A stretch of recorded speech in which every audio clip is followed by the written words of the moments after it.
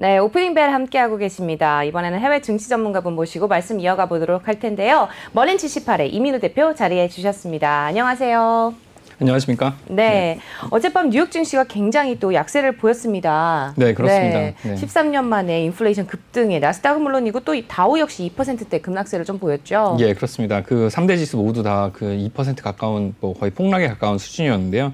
이게 최근 들어서 계속 뭐 약세를 좀 보이다가 뭐 어저께 이제 소비자 물가 지수라는 게 이제 가장 큰 이슈였죠. 어떻게 보면 이제 5월 달에 들어서. 근데 이게 예상했던 대로 그게 이제 물가 상승률은 그 좀 있을 것이다 생각했는데 예상보다 훨씬 더 뛰어넘었던 게 높았던 게 좀 크게 좀 충격으로 좀 작용을 했던 것 같고요.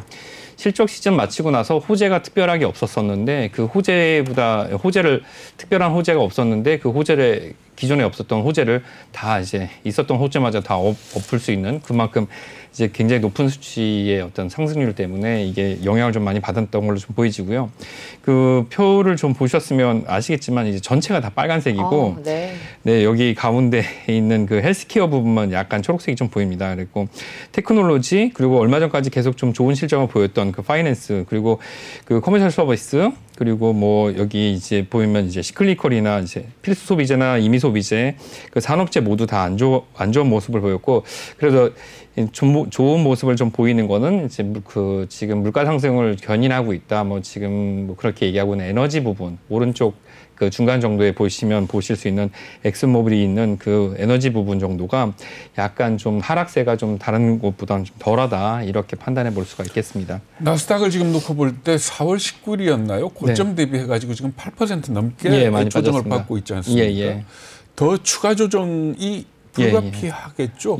그렇습니다. 훨씬 더 높은 가능성을 좀 가지고 있습니다. 네. 그렇다면은 어떤가요? 우리가 보통 뭐 한국 증시에서도 종합주가지수를 놓고 어디까지 이 추가 조정이 가능할 거다라고들 예상들을 하는데 나스닥 지수를 놓고 봤을 때 얼마나 어느 정도 뭐 소위 저지선 뭐 이런 것들이 가능이 됩니까? 저지선이라고 말씀드리기가 좀 어렵긴 한데 이제 나스닥을 이제 받치는 것들은 이제 팡주들이 상당 부분 그 영향을 좀 미치기 때문에 여기서 나스닥을 말씀을 좀 드리면 이게 우리나라 이제 3대 지수 그러니까 3대 지수의 영향을 좀 본다고 했을 때 나스닥이 어느 정도 빠질 것 같다 말씀드리면 사실 나스닥이 얼마 정도 빠진다 그러면 우리나라 지수가 얼마 정도 빠지는 거랑 좀 많이 밀접하게 연관이 좀 있다고 좀 볼 수가 있는데요.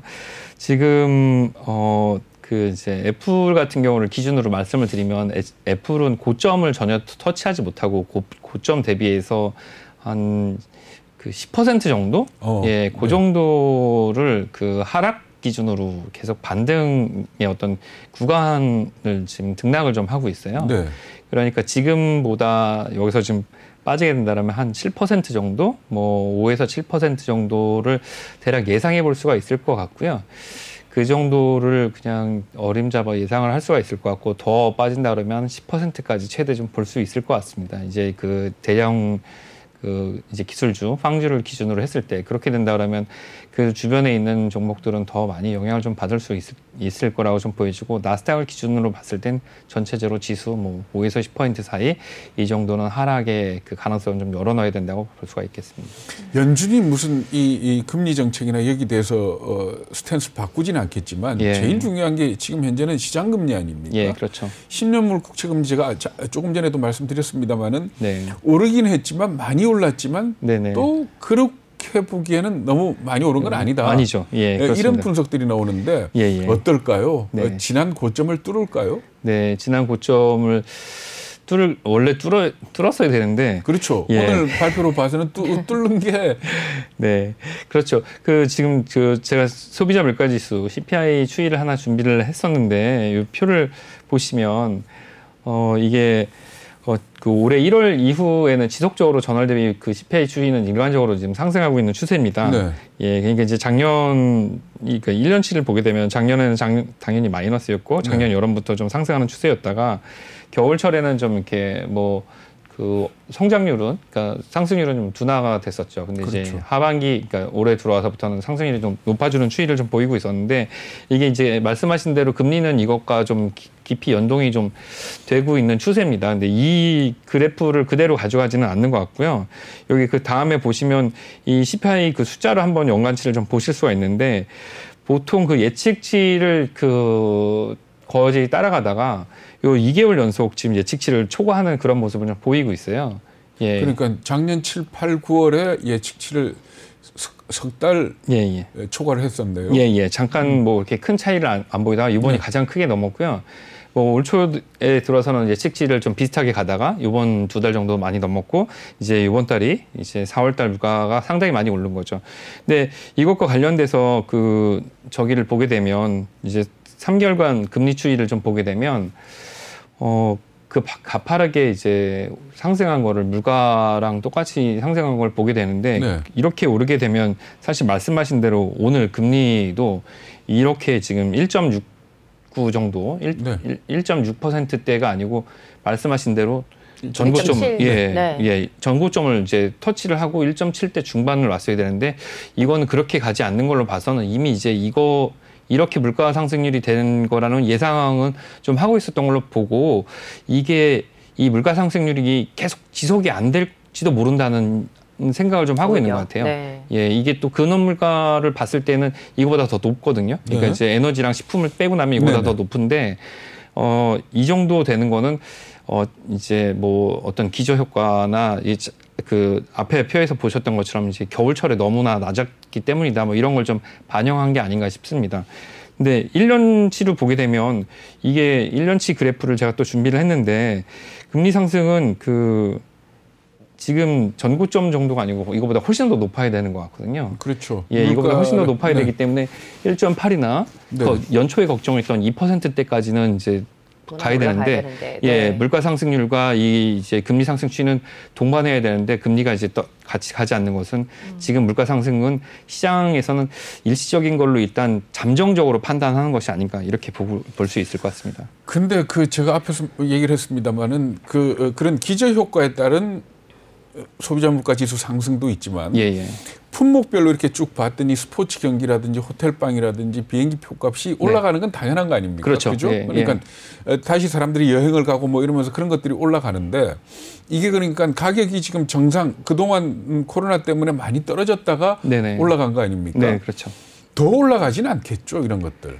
네, 그건 한계 가격이 좀 있어서 그 이상을 가게 되면 사람이 일반적으로 지불 여력이 문제가 생기기 때문에, 그건 그 사치제가 아니기 때문에 그건 좀 어려울 것으로 좀 보입니다.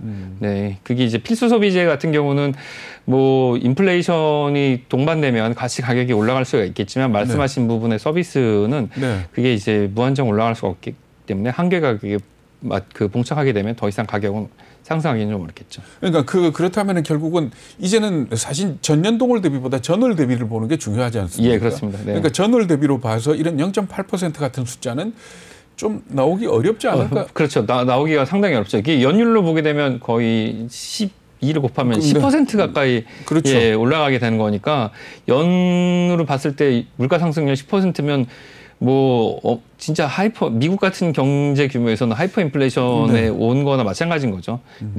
네, 인플레이션에 대해서 좀 알아봤는데요. 어제 지금 말씀을 좀 해주시다가 이제 아크 인베스트먼트의 ETF들을 이제 2개만 소개를 해주시고 나머지를 다 소개를 못 해주셨어요. 좀 계속해서 좀 말씀 좀 이어가 볼까요? 네, 아크 인베스트먼트가 이제 화제가 되고, 또 여기에 기술주가 많이 편입이 됐기 때문에 걱정을 많이 하시고, 이거 헌매가 나오면서 다시 기술주 하락을 이끌고 있으니까, 지금 일단 이 아크 인베스트먼트의 해체 쇼를 다 마저 좀 하고. 어제는 배가 너무 불러서 다 못 먹었으니까 오늘 좀 마저 보도록 말씀하신 하겠습니다. 대로 6개 중에 2개밖에 못해서 4개 남은 거를 좀 빨리 해보도록 하겠습니다. 이제 그 아크 인베스트먼트는 저기 ARKQWGF로 시작되는 그 마지막으로 끝나는 티커를 가지고 있고, 어저께 봤던 거는 이노베이션 ETF 그리고 테크놀로지 ETF였습니다. 오늘 이제 보려고 하는 것들은 넥스트 제너레이션 인터넷, 차세대 인터넷, 지노믹 레볼루션, 이제 그 유전자 관련된 부분, 그 핀테크 이노베이션, 그리고 스페이스 이제 우주 탐사 ETF가 있는데요. 이것들을 이제 하나씩 보도록 하겠습니다. 일단 네. ETF 어제 이노베이션하고 테크놀로지 보여주셨고 네네. 세 번째로 지금 보게 될 게 W. 네. 예. W 넥스트 제너레이션이에요. 예, 넥스트 제너레이션. W. 예, 넥스트 제너레이션을 보도록 하겠습니다. 이거는 2014년에 예, 상장이 됐고요. 여기 세 번째 있죠. 넥스트 제너레이션, 차세대 인터넷. 네, 이거는 2014년에 상장됐고 순자산은 약 70억 달러 정도 됩니다. 이제 클라우딩 컴퓨터랑 그 사이버 보안, 전자결제, 전자상거래, 그리고 빅데이터랑 AI, 그리고 모바일 기술이랑 사물 인터넷, 소셜 플랫폼, 블록체인, P2P, 뭐 인터넷상에서 돈 되는 거는 다 한다고 볼 수 있죠. 이제 전형적인 그 캐시우드 누님식의 어떤 그 뭐든지 돈 되면 다 뭐든지 한다는 식의 것인데요. 여기서 이제 제일 중요한 거는 편입되는 게 어떤 건지를 한번 보는 거잖아요. 여기에 제일 먼저 1순위로 편입되는 기업이 뭘까요? 테슬라입니까? 예, 테슬라입니다. 그렇겠죠. 네. 예, 테슬라가 이제 어떻게 보면 그냥 자율주행뿐만 아니고 자율주행에 그 데이터를 업로드하고 다운로드한 거 부분에서의 어떤 기술이 있다 해서 이것도 테슬라도 그 이제 탑홀딩 그에 들어 있습니다. 네. 탑홀딩에 첫 번째로 들어와 있고 이것도 11% 가까운 보유 비중을 가지고 있습니다. 네. 이제 그 탑 10 홀딩스를 보게 되면 첫 번째가 그 테슬라가 좀 들어 있고요. 두 번째가 그 비트코인이 들어 있습니다. 비트코인 자산이 네. 들어 있습니다. 아, 그래요? 예. 그리고 예, 표를 볼 수 있으면 좋겠는데 네. 그리고 스퀘어라는 그 전자상거래 플랫폼 네. 그리고 이제 그 다음이 네 번째가 텔라닥이라는 그 이제 원격 진료, 네. 예, 그다음에 쇼피파이 이제 상거래 플랫폼이죠. 네. 예, 요거 그리고 트위터가 요거 전전 거를 보여주시면 좋을 것 같아요. 넥스트 제너레이션 WARKW라고 나와 있는 장표를 보여주시면 될 것 같습니다. 네, 멘트로 좀 이어가 볼까요? 네네. 네. 네, 트위터 그리고 그 다음에 이제 스포티파이 음원 스트리밍 서비스. 그다음에 그 다음이 코인베이스가 들어 있습니다. 네, 요거 맞죠? 예, 네. 코인베이스. 그다음에 로쿠, 예, 인터넷 업체죠. 그다음에 네. 트윌러, 역시 이제 인터넷 업체가 들어 있습니다. 그래서 여기에서 보면 특이할 게 여기에 왜 테슬라가 들어 있을까를 제외하고 그리고 또 비트코인을 넣었다는 거. 비트코인을 ETF에 넣을 수가 이 비트코인은 저기 비트코인 자체가 아니고요. 비트코인을 운영하는 그 신탁, 그러니까 이제 자산 운용사를 가지고 있는 겁니다. 그러니까 비트코인 자체를 ETF에 넣은 게 아니고요. 네네네. 비트코인을 운영하는 회사 자산을 보유를 하고 있는 겁니다. 예. 그래서 비트코인을 넣었으면 오히려 수익이 더 많이 좋았겠죠. 났을 텐데. 예, 네. 그렇습니다. 그렇군요. 네. 지금 WARKW에 예. 대한 ETF를 소개를 해주셨는데 네. 아까 ARKG도 있잖아요. 예. 네. 근데 이 W는 수익이 어때요? 수익은 다른 저기보다 ETF들보다 앞에 나왔던 K랑 저기 Q보다는 좀 낮은 편입니다. 그래서 한번 수익을 한번 보시면 같은 모양을 그리고 있습니다. 이제 위로 올라갔다 내려오는 그런 모양을 그리고 있는데 이제 네. 같은 올라갔다 내려오는 모양을 그리고 있는데 전반적으로 봤을 때는 이제 연간으로는 올해 전체로 봤을 때는 수익이 0%고 작년 1년 동안 봤을 때는 183%니까 상당히 높은 수익률을 1년 동안 가졌던 거죠. 그러니까 작년 수익률이 183%고 금년에는 떨어졌으니까 작년 초부터 갖고 있었던 사람들은 한 손해를? 100%? 예. 수익을 100% 정도 본 거죠. 예, 그렇게 볼 수가 있는데 이건 이제 가장 큰 거는 뭐 작년 대비해서 올해 그 미국장의 기술주들은 여기 앞에 말씀드렸던 이 종목들은 다 그 정도 올랐고 여기 또 테슬라 같은 경우는 훨씬 더 많이 올랐으니까 그 영향이라고 좀 볼 수 있는 거고. 그러니까 언제 진입을 했느냐가 굉장히 중요한 거죠. 예, 사실. 그렇죠. 네. 예. 올해 들어간 사람들은 다 손해를 보는 상황이고. 쪽박 찬. 예, 그래서 이제 환매도 많이 나오기도 하고, 기대를 가지고 신규 진입하신 분들은 이제 환매를 많이 하기도 하고, 작년에 들어가셨던 분들은 수익 실현을 실현을 하고, 두 배를 받은 그렇기 때문에 기술주는 계속 매도가 나오면서 더 하락할 수밖에 없는 악순환을 좀 보이고 있습니다. 예, 그리고 ARKH 지노믹 레볼루션을 한번 보도록 하겠습니다. 네, ARKG를 한번 확인을 해보시죠. 요거는 2014년에 상장이 좀 됐고요. 순자산은 95억 달러로 이제 투자하고 있는 그 대상은 크리스퍼, 그러니까 유전자 가위라고 하죠. 예, 크리스퍼. 그리고 표적 그 치료학, 예, 표적 치료제. 이거 이제 요즘 많이 그 암이나 유전자 관련돼서 치료를 하고 있는. 그리고 생물정보학. 예, 생물정보학은 보통 이제 그런 것들과 많이 관계가 돼 있는데 우리 저기 뭐라 그러죠? 우리나라도 되게 요즘에 굉장히 중요하게 생각하는 그 품종을 어느 나라가 품종을 가지고 있느냐. 종자와 관계된 부분에 대한 투자. 그리고 분자 진단, 그리고 줄기세포, 농업생물학 이렇게 이 부분에 대해서 투자를 좀 하고 있습니다. 네. 근데 여기에 1순위는 어디가 1등이냐면 특이하게 텔라닥이 여기에는 1등입니다. 아, 그래요? 예, 이 텔라닥은 여기 어떻게 들어보면 여기에 투자하고 있는 기업의 부분은 이제 기초적인 그 산업에 투자할 것 같은데 텔라닥 같은 그 은용 산업에 들어가서 이 텔라닥이 1순위고요. 그 2순위는 이게 어려운데. 그 리지놈이라는 그 이제 제약회사에 들어가 있고 이 세 번째도 그 엑스트랙트 사이언스라는 그 유전자 회사에 들어가 있고 네 번째도 제약사, 다섯 번째는 노바티스 같은 제약사에 들어가 있고 그 다음도 제약사. 여기 보시면 특이할 만한 거는 이 맨 앞에 있는 그 텔라닥이 1순위로 그 상용 기업이 먼저 들어가 있다. 그리고 나머지는 다 이런 바이오와 바이오와 신기술을 연구하는 그런 업체들에 좀 투자가 돼 있다. 뭐 이렇게 볼 수가 있겠습니다. 전형적으로 이 정체성을 좀 가지고 있는 그런 기업이 그런 ETF라고 볼 수가 있는데 여기 같은 경우는 수익 실현을 미래는 크게 가져올 수가 있겠지만 전반적으로는 그렇게 아직까지는 그렇게 좋다고는 말하기에는 좀 어려운 상황입니다. 작년 한 해 동안만 좋은 기록을 좀 냈다고 볼 수가 있겠죠. 잠깐 저 지금 현재 속보 뜨고 있는데 속보를 전해드리도록 하겠습니다. 일론 머스크 테슬라 CEO가 자신의 트위터를 통해서 테슬라의 비트코인 결제 서비스를 중단한다고 밝히면서 현재 비트코인 가격과 이더리움이 지금 급락하고 있는 상황입니다. 속보 전해드리겠습니다. 우리 시장에서는 한 6,800만 원에서 6,200만 원으로 한 10% 가까이 지금 폭락을 하고 있는데 사실 이게 증권 시장이라면은 테슬라는 머스크는 이 주가 조정으로 몇 번 잡혀가듯이 그럼요. 사람 아닌가 싶어요. 이게 정상적인 만약에 제대로 앨런 머스크가 자기 트위터에 저렇게 하고 오늘 저녁에 도지코인으로는 결제를 유지하겠다 하면서 그 비트코인을 다 팔고 도지코인으로 갈아탔다 그러면 머스크는 SES 조성에서 말씀하신 대로 시세 조정으로 학교를 가야 되는 상황이죠. 가야 되겠죠.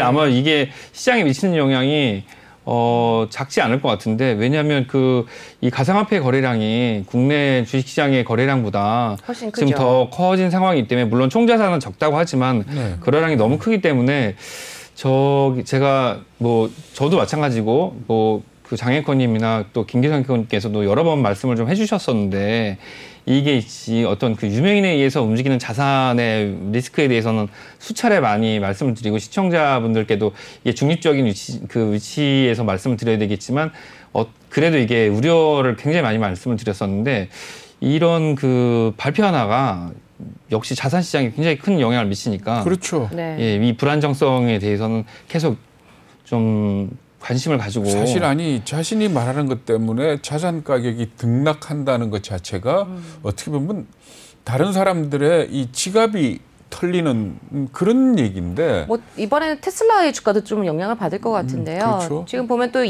그 중단 이유에 대해서는 비트코인 채굴과 거래를 위한 그 화석 연료, 특히 석탄 사용이 급증할 것을 우려했다.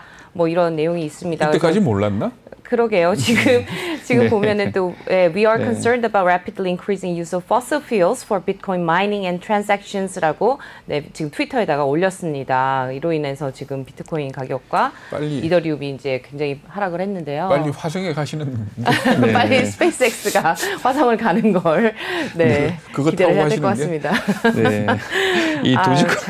이 반대로 도지코인이 더 상승한다 그러면 이 참 이런 자산의 그 가치는 정말 그 담보할 수 없기 때문에 좀 신중하게 하셔야 되지 않을까. 예, 네. 그렇죠. 이 와중에 아쉽습니다. 계속해서 이 지금 또 기술주 때문에 또 이 ETF에 대해서 관심이 굉장히 많은데요. 제가 안타깝게도 좀 내일 말씀을 좀 계속 이어가보도록 하겠습니다. 네, 대표님 오늘 말씀 잘 들었고요. 도움 말씀 주신 분 멀린 78의 이민우 대표였습니다. 말씀 고맙습니다. 감사합니다.